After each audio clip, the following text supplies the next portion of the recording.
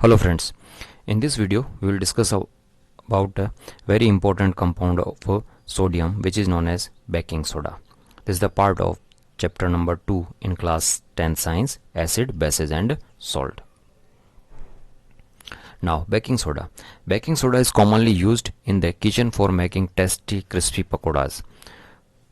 Kitchen के अंदर काम में आता है, चटपटे और टेस्टी पकौड़े बनाने के लिए काम में आता है और फास्टर कुकिंग में भी काम में आता है.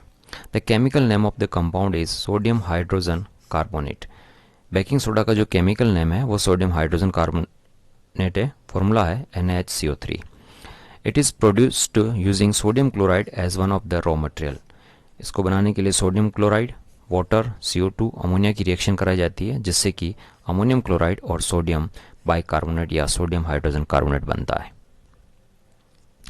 जब सोडियम हाइड्रोजन कार्बोनेट को हीट करते हैं हम लोग तो उससे बनता है सोडियम कार्बोनेट.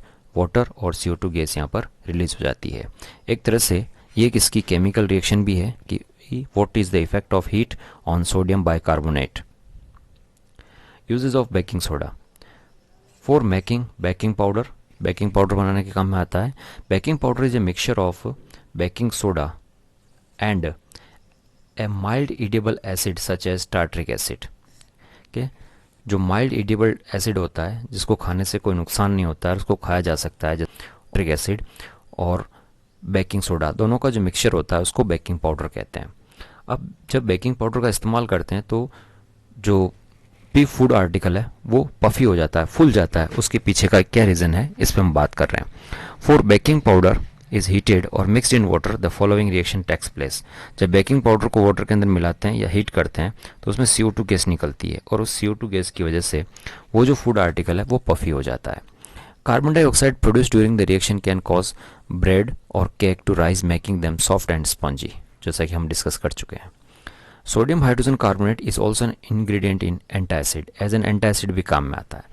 एंटासिड्स वो केमिकल होते हैं जो एसिड को न्यूट्रल करने के काम में आते हैं. क्योंकि ये अल्कलाइन होता है इसलिए एक्स्ट्रा एसिड को न्यूट्रल कर देता है, रिंग्स को एसिडिटी से रिलीफ दिलाता है. इसी तरीके से सोडा एसिड फायर एक्सटिंग्विशर में भी काम में आता है, आग बुझाने वाले यंत्र में काम आता है. उसमें क्या होता है कि फायर एक्सटिंग्विशर के अंदर एक एसिड भरा होता है बोतल में जो डाइल्यूट सल्फ्यूरिक एसिड होता है और बॉटम पर उसके सोडियम बाइकार्बोनेट रखा होता है. जैसे ही उस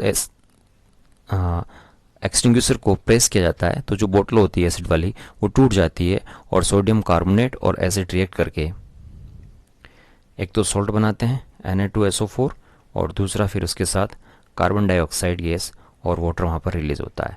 जो कार्बन डाइऑक्साइड गैस निकलती है वो आग को बुझाने के काम में आती है.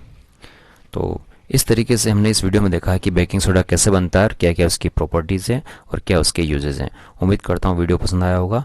Please like, subscribe, comment and share this video. Thank you so much.